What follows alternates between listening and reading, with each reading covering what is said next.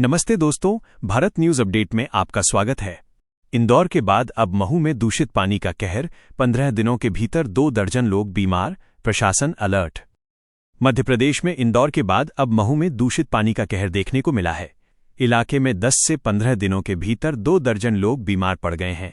महू में पीलिया फैलने पर प्रशासन हरकत में आया है और कलेक्टर शिवम वर्मा देर रात अस्पताल पहुंचे हैं। इंदौर में दूषित पानी से हो रही मौतों की गूंज अभी थमी भी नहीं थी कि जिले के महू से भी गंभीर हालात सामने आ गए हैं। यहां गंदा पानी पीने से पीलिया जैसे संक्रमण तेजी से फैल रहे हैं और सबसे ज्यादा असर बच्चों पर दिखाई दे रहा है। महू के पत्ती बाजार और मोती महल क्षेत्र में बीते 10 से 15 दिनों के भीतर 2 दर्जन लोग बीमार हो चुके हैं। स्थानीय रहवासियों का कहना है कि नलों से आ रहा पानी मटमैला है और उसमें तेज बदबू है, जिसे पीने के बाद लोगों की तबीयत बिगड़ने लगी। इलाके के कई घरों में एक साथ बच्चे बीमार पड़ गए हैं। किसी घर में स्कूल जाने वाले बच्चे बिस्तर पर हैं तो कहीं परीक्षाएं छूट रही हैं। 12वीं की छात्रा अलीना संक्रमण के चलते प्री बोर्ड परीक्षा नहीं दे सकी। वहीं 9 साल की लक्षिता और 12 साल का गीतांश पीलिया से जूझ रहे हैं। एक ही परिवार के 6 बच्चे कई दिनों से बीमार हैं।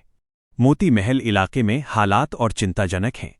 छोटे बच्चों को तबीयत बिगड़ने पर अस्पताल में भर्ती कराना पड़ा, जबकि एक बुजुर्ग को लिवर इन्फेक्शन के चलते इंदौर रेफर किया गया है।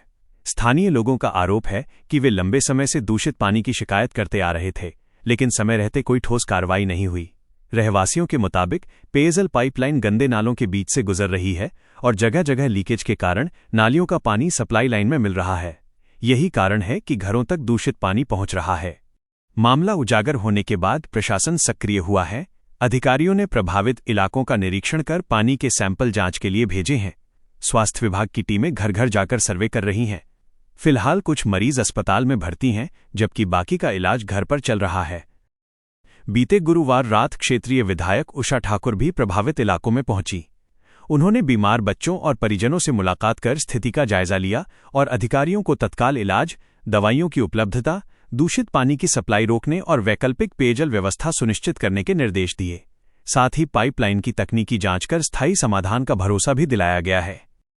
महू छावनी परिषद क्षेत्र में दूषित पेयजल से फैल रही बीमारियों को लेकर प्रशासन पूरी तरह अलर्ट मोड पर आ गया है।